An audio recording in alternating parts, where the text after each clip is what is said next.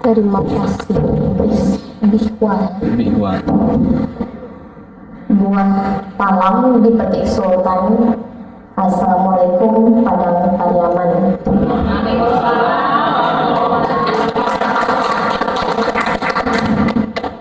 Saya tunggu balasan pantunnya ya. Yang terhormat Ketua Bawaslu Padang Pariaman Bapak Azwar Mardi, yang sama-sama kita hormati Komisioner Bawaslu Padang Pariaman terpilih Bapak Indra Gunawan dan Bapak Iwandi. Selamat bertemu kembali ya. Saya doakan sehat walafiat selalu dalam melaksanakan tugasnya. Puji syukur kita ucapkan kehadirat Allah Subhanahu wa Ta'ala karena sudah memberikan rahmat dan karunia-Nya kepada kita bersama, karunia hidup, karunia sehat sampai hari ini, dan itu perlu kita syukuri. Salam beserta salam kita kirimkan kepada Nabi junjungan kita Nabi Muhammad SAW. Allahumma shalli ala Muhammad wa ali Muhammad. Yang saya banggakan teman-teman Panwascam PKD itu ya, ada Panwascam PKD? Enggak, Panwascam saja. Terima kasih sudah bergabung dan sudah mau berdiskusi siang hari. Ini jam-jam rawan sebenarnya ya, 11.30.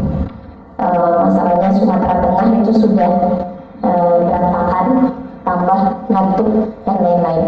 Ini ujian untuk saya dan cobaan juga. Mohon izin saya depan ya. Oke.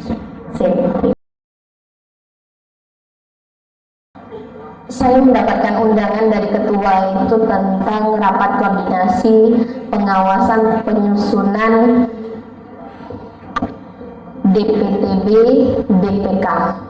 Urgensinya apa sih? Makanya saya membuat judulnya urgensi pengawasan dalam penyusunan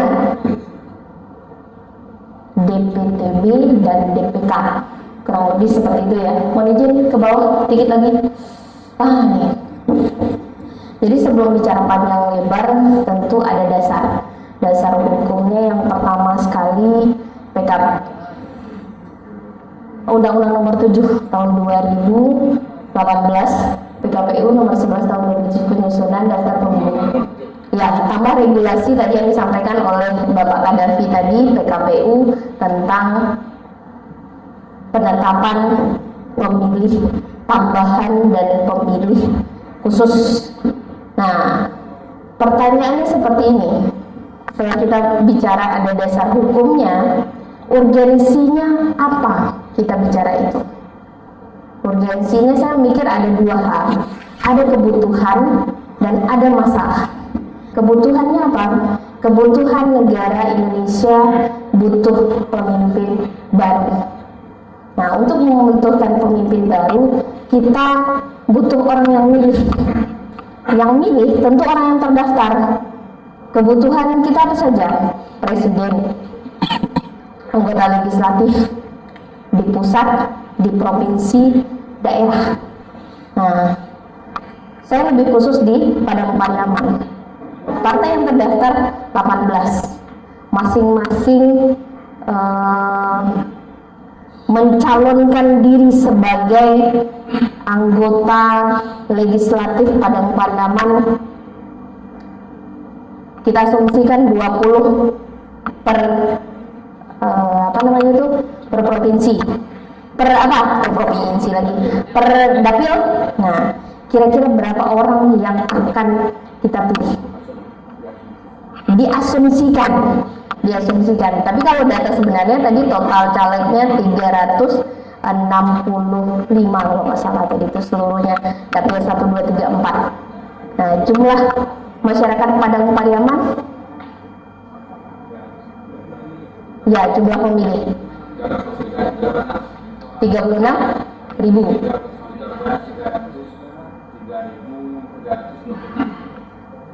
Nah, itu yang akan diolah oleh caleg. Kebutuhannya Pariaman berapa? 40. 365 dikurang 40, 320 yang akan siap-siap mengisi rumah sakit jiwa. Maaf ya. Nah, kita harus mikirkan sampai ke situ. Karena yang 360 tadi dia akan sama-sama berjuang mengganggu, saya istilahkan tanda petik mengganggu DPT, daftar pemilih tetap, ya. Nah, misalnya terdaftar di dapil 1, bagaimana? Mohon maaf, teman-teman dari peserta politik ini ingin mengajak pindah ke dapil 2. Tujuannya apa? Supaya suaranya bertambah di dapil 2 dan akhirnya muaranya terpilih sebagai calon legislatif. Yang berantakan siapa? Kita di pengawas, di KPPS, karena mereka KPU yang punya data ya, kita yang mengawasi. Ketika arus DPT itu bolak-balik, pengaruh dan segala macamnya. Nah, ketika kita lengah, nah itu yang menjadi lahan konflik sebenarnya. Nah, itu dari kebutuhan tadi. Saya asumsikan buat di sana, asumsi saya 40 780, ternyata datanya 365 tadi setelah dihitung. Nah, kebutuhannya 40, yang lainnya diapakan?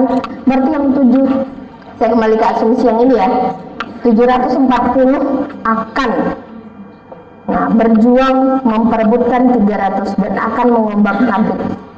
Nah, dari kebutuhan tadi, saya mau izin ke atas lagi. Ke atas yang, ini tadi.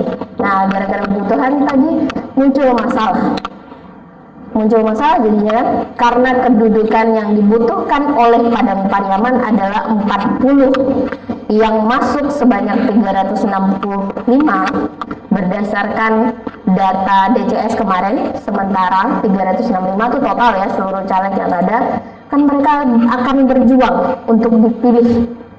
Datanya ada di pemilih. Nah, di pemilih bagaimana si caleg peserta partai politik untuk meminta mereka memilih, begitu kan? Sehingga 40 tadi oke kan? Nah, saya mengasumsikan gara-gara kebutuhan tadi ada 6 masalah.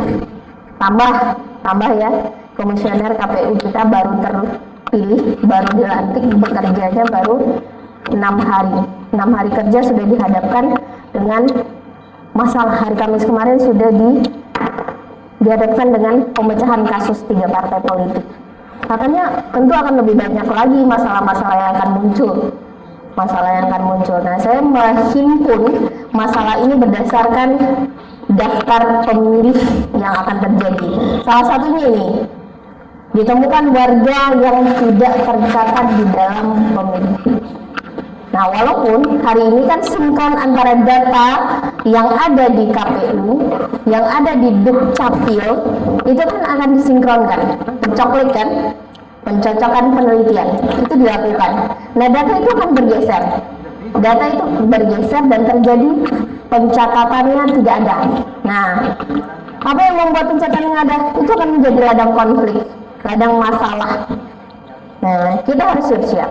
Dan Panwascam harus mengetahui hal tersebut. Jangan diabaikan. Jadi saya bicara tadi urgensinya, ada kebutuhan, ada masalah.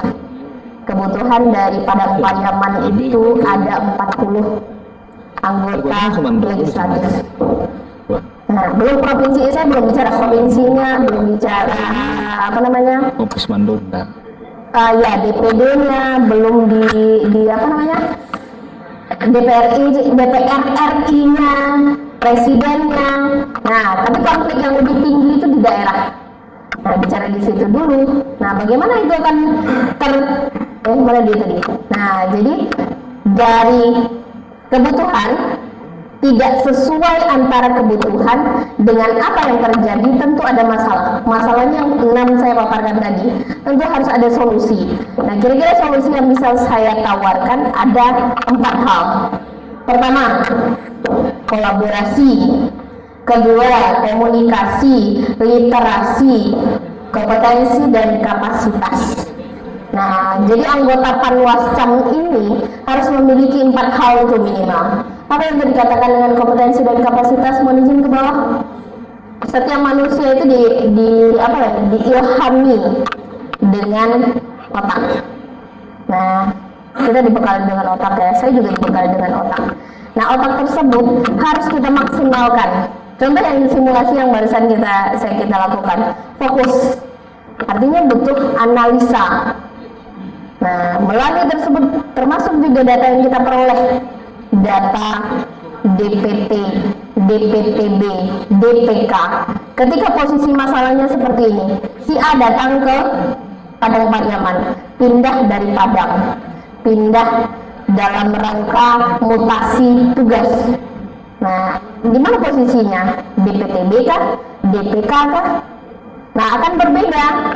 Jatuhnya dia ditugaskan pada hari 14 Februari itu ke Padang Pariaman.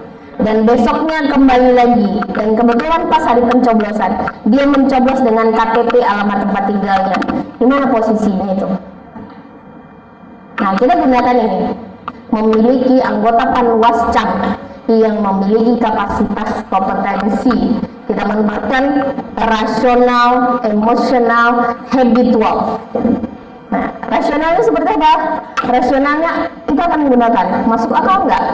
Emosional nggak kita mikirkannya? Habitual, keseimbangan antara rasional dan emosional.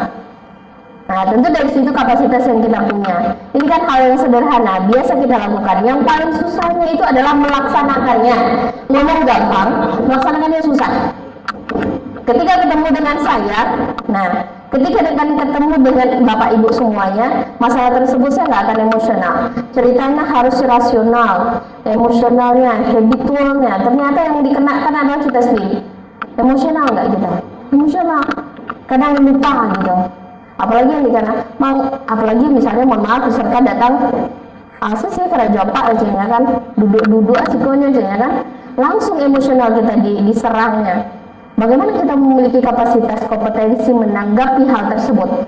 Mohon maaf, masyarakat ini banyak 360.000 jiwa tadi kan, dan masing-masing punya punya tabiat, punya etikat yang berbeda, bahkan punya bahasa yang mohon maaf kurang bagus. Datang apa bapak tidak mendatangnya gitu kan, pasti sih gara jawabnya lupa dulu sih gue gitu kan, ibu ngomong kemarin wadah gitu kan. Nah, kamu tidak terdata ada caranya kok gitu kan, pasti kita emosional kita yang dipacunya di sana. Nah, ini yang perlu kita lakukan sebagai anggota Panwascam. Itu pasti akan berhadapan dengan masalah itu karena mahasiswa lagi, masyarakatnya sangat banyak yang dihadapi dengan tipikal yang berbagai macam ragam, dengan latar belakang masyarakat yang berbeda. Kalau ketemu dengan masyarakat yang punya latar pendidikan, ya alhamdulillah lah bahasanya lumayan bagus. Tapi kalau ketemu dengan masyarakat yang kurang pasal misalnya, mohon maaf, dia pasti akan membawakan gaya-gaya pasalnya gitu kan. Nah, itu kan seperti itu. Nah, apa yang harus kita lakukan? Kita harus punya kecakapan emosional, punya kecakapan rasional, habitualnya gimana. Nah, makanya saya ulang kembali, mengecek murah, mengarajuannya payah. Nah, itu.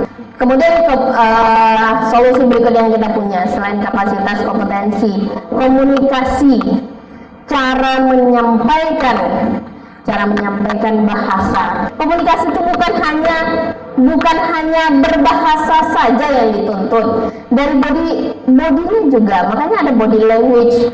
Bagaimana kita akan ditiru? Bagaimana Bapak Ibu Panwascam akan menjadi panutan bagi masyarakat gitu dengan gaya semua itu data sudah selesai gitu kan? Komentar masyarakat mohon maaf, padih.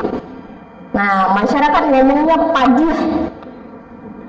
Itu sih nggak terima kan kerajaan udah selesai gitu kan. Nah, itu komunikasi juga. Gayanya kita bukan hanya komunikasi dari bahasa saja, body language-nya juga komunikasi, gaya berpakaian segala macam, bicara santun, cara memanggil orang juga bagian dari komunikasi.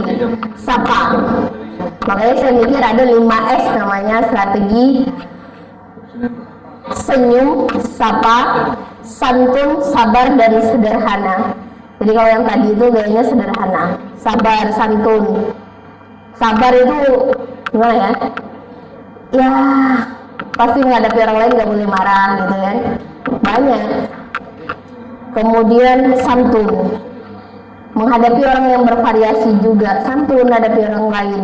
Nah itu makanya perlu strategi 5S, senyum, sapa, santun, sabar, sederhana. Jadi bukan berarti pekerjaan utama yang dilakukan Panwascam terabaikan gara-gara kegiatan tadi. Kemudian apa yang bisa dilakukan? Strategi berikutnya saya baca dari Novian Triwijaya. Di situ dia menjelaskan bagaimana strategi komunikasi itu ada 3 tahap. Dengarkan 100%, suka tidak suka, gunakan bahasa cinta. Artinya ketika mendengarkan, kita pasti akan senang. Misalnya antara saya dengan Bu siapa namanya? Pipi. Kita lagi bicara kan, tek boleh. Saya tanya siapa nama ini segala macam. Tiba-tiba Pipi buka HP. Enak nggak komunikasinya? Nggak nyaman. Nggak nyaman. Bapak Ibu ketika kita komunikasi, yuk saling dengarkan 100%. Saya bicara, Bapak Ibu mendengarkan. Bapak Ibu mendengarkan, jangan gunakan HP gitu kan. Atau di Padang Pariaman ini literasinya tinggi. Ya, ketika ada itu baca HP semuanya karena menunjukkan literasi yang tinggi gitu kan. Bisa jadi seperti itu. Nah, makanya di dalam teori tersebut mengatakan bahwa dalam teori komunikasi dengarkan 100%. Nah, kita akan mencari data ini, data pemilih tambahan. Kita dituntut senyum kiri 1 cm ke kanan, 1 cm ke kiri. Minta senyum. Catat, iya Pak, iya Bu, jadi gitu kan. Di mana datanya, mana syaratnya Bapak Ibu? Ini bisa cepet sebentar, bisa bikinnya tidur setengah 2 jam lagi. Padahal kita juga ada agenda berikutnya. Nah itu jadinya. Jadi saya ucapkan selamat, akhirnya penderitaan itu datang juga pada Panwascam. Oh ya, siap ketua. Nah itu persoalan suka tidak suka. Ini mohon maaf. Biasanya kan kalau perempuan, ini perempuan ya, bukan laki-laki. Perempuan itu biasanya ketemu dengan Vivi nggak suka dengan Siti. Nah, dia nggak akan teguran selama setahun, 2 tahun, 3 tahun itu. Ini perempuan biasanya. Nah itu persoalan suka tidak suka. Nah muncul. Kalau laki-laki nggak ada tinju, saya selesai. Nah sudah tuh merokok lu kali ya kan? Beda.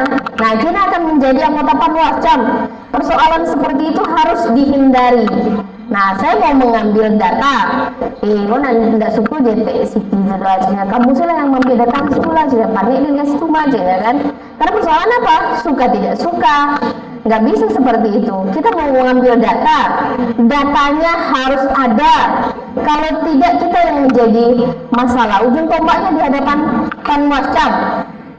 Nah, kemudian lagi bahasa cinta. Ketemu dengan orang, sampaikan dukungannya, komunikasinya. Yuk cerita, iyo. Misalnya kita cerita tentang si Badu tadinya lapis sekolah, iyo, ini dapat ada gitu kan. Padahal kita nggak nyambung dengan apa yang disampaikan, dukungan saja.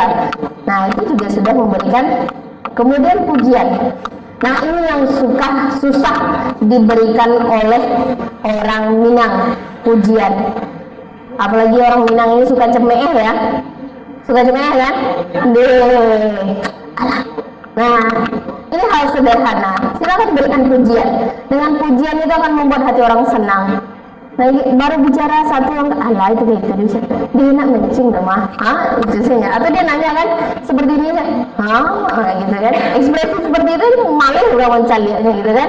Nah itu juga bagian dari harus yang dikatakan dengan bahasa cinta. Bahasa cinta itu bukan mengatakan I love you saja, tetapi memberikan dukungan atas apa yang dibicarakan, atas apa yang dikomunikasikan, memberikan pujian, memberikan perhatian, itu menunjukkan.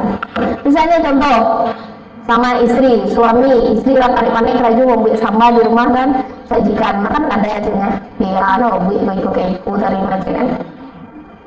Nah kira-kira kita sebagai istri jengkel nggak mendengarnya? Iya kan, padahal sudah capek-capek jadi Panwascam tadi kan sampai di rumah bekerja lagi kan. Tapi cobalah berikan, bapak berikan, suami berikan nih, sama dia tambahlah sekekek gitu kan. Walaupun hanya 1 centong kecil saja, tetapi membuat hati orang bahagia. Itu pujian. Nah, kemudian apa yang bisa dilakukan? Bahasa nonverbal. Apa salahnya mengacungkan jempol? Jadi gitu kan. Atau salam merendahkan sedikit kepala kepada orang tersebut, apakah akan menjadi hal yang sesuatu yang berat? Enggak, saya pikir enggak masalah. Nah, itu yang harus dilakukan. Strategi komunikasi seperti apa yang dilakukan untuk mendapatkan data. Nah, karena masalahnya apa? Masalahnya orang itu, masyarakat rendah partisipasinya terhadap memilih. Nah, bagaimana mereka meningkatkan partisipasi pemilih itu yang kemarin 63 partisipasi? Nah, tentu daya juangnya di sini. Ujung tombaknya di KPPS ya, karena mereka yang punya data, kita yang mengawasi. Ketika kita mengawasi bukan berarti kita nggak tahu data. Nah, Panwascam juga harus tahu data. Jadi melalui dengan apa dia harus tahu data? Melalui dengan memiliki kapasitasnya, kompetensinya, literasinya, kemudian kolaborasinya. Nah, kolaborasi dengan siapa? Stakeholder. Nah, sehingga di bagian di sini tepat sasaran. Muaranya di mana? DPT tadi tepat sasaran. Pemilih itu datang ke TPS. Sebenarnya ketika Bapak Ibu ditugaskan sebagai Panwascam, PKD dan segala macamnya, tujuannya apa? Tujuannya agar masyarakat datang pada tanggal 14 Februari 2023 datang ke TPS mancucu gitu kan? Tujuannya seperti itu kan? Tapi prosedurnya banyak. Prosedurnya ada DPT-nya lah, DPTB-nya lah, DPK-nya lah, dan segala macamnya. Ketika Bapak Ibu memunculkan pertanyaan, kamu apa? Assalamualaikum, aku tak kerja, tak jelasinnya apa? Konflik yang muncul. Nah, tambah lagi, nah dari peserta politik, peserta parpol yang datang. Kenapa dia tidak? Biasanya kan masyarakat lapornya ke parpol. Awal data-data ada baca dulu. Kenapa dia datang ke sana? Karena penyelenggara itu ke parpol. Penyelenggara itu Bawaslu, KPU dan jajarannya. Harusnya lapor ke Bapak Ibu, gitu kan? Bukan lapornya ke parpol. Nah, lapor ke parpol, parpol lapor ke Bawaslu, ngomel-ngomel lagi, ngoceh-ngoceh lagi. Itu fakta di lapangan. Nah, bagaimana kita menghadapi itu yang harus dilakukan? Kenapa perlu DPTB dan DPK tadi? Nah, karena asumsinya seperti ini, kita harus merumuskan indikator kesuksesan pemilu. Penting, karena pemilu itu harus sukses. Ukuran suksesnya ada indikatornya. Ini yang pertama, pemilu aman lancar, pemilu tidak terjadi konflik, partisipasi pemilih tinggi, tidak terjadi PSU, kegiatan perkantoran jalan terus. Indikatornya seperti itu kan? Nah, aman lancar. Bagaimana mau aman lancar? Datanya berantakan.